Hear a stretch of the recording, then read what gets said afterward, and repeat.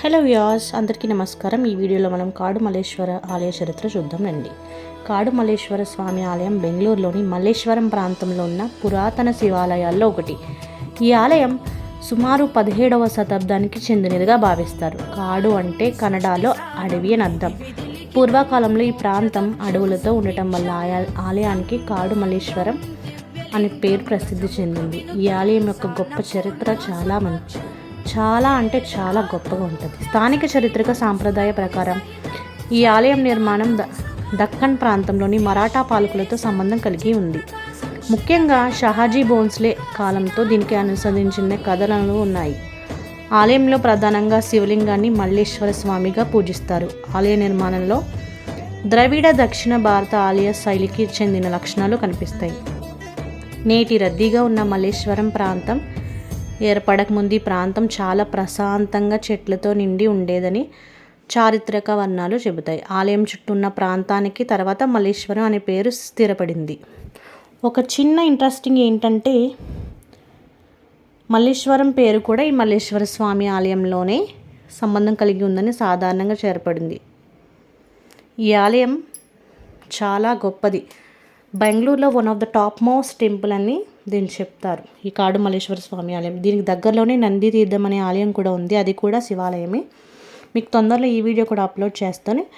మరి ఈ వీడియో చాలా డీటెయిల్డ్గా ప్రతిదీ తీశాను. ఇది మహాశివరాత్రి సందర్భంలో చాలా జనం అయితే ఉంటారు. నేనైతే దీన్ని ఫిబ్రవరి టైంలో వెళ్ళాను. ఇది ఇప్పుడు వెళ్ళింది కాదండి. నేను వెళ్ళింది సుమారు 2024లో వెళ్ళాను. ఇది అప్లోడ్ చేయడం చాలా టైం పట్టింది. నేను ఈ మధ్య యూట్యూబ్ స్టార్ట్ చేశాను కాబట్టి మీరు కూడా ఈ శివుణ్ణి దర్శించుకోండి. ఎంతో గొప్ప చరిత్ర కలిగిన ఆలయం.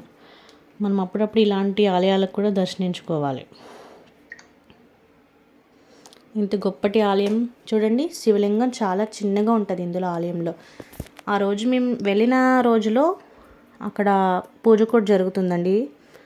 మీరు ఈ వీడియోలో కనిపిస్తుంది. ముందుగా వినాయకుడిని అయితే దర్శనం చేసుకోండి. ఆ తర్వాత మీకు శివుడు కూడా కనిపిస్తారు. ఇక్కడే కలశాలతో పూజ అయితే జరుగుతుంది. చూడండి ఎంత అద్భుతంగా చేస్తున్నారో పూజలు కూడా. మీరు ఇక్కడ శివుణ్ణి అయితే ఇదిగోండి ఇతనే ఈ శివాలయంలో వెలిసిన శివలింగం చూడండి. చాలా కిందకైతే ఉంటుంది. ఇంత స్పష్టంగా మళ్ళీ వీడియో అవకాశం ఉండదండి తీయడానికి, ఎందుకంటే చాలా జనం ఉంటారు ఇందులో. ఇక్కడే మీకు సర్పాలతో కూడిన విగ్రహం అయితే ఉంటుంది. మీకు ఫస్ట్ వీడియోలో కనిపిస్తుంది. అండ్ ఆ తర్వాత పార్ట్ 2 కూడా మీకు అప్లోడ్ చేస్తాను.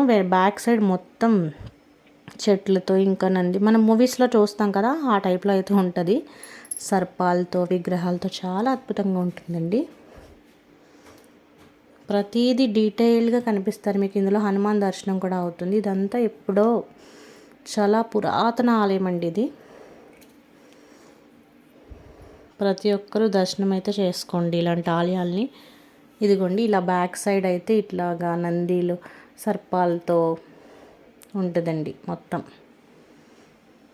ఇక్కడ చాలామంది పూజలు ఇంకా అభిషేకాలు చేసుకునే వాళ్ళు చేసుకున్నారు. ఇక్కడ ఒక చెట్టు అయితే ఉంది, పెద్ద చెట్టు. దానికైతే దారాలతో చుడుతున్నారు. ఇంకా నందిని దర్శనం చేసుకుని ఇలా అయితే ఉంటుంది. చాలా అద్భుతంగా ఉందండి. ఇంకా లైక్ చేసి సబ్స్క్రైబ్ చేయండి.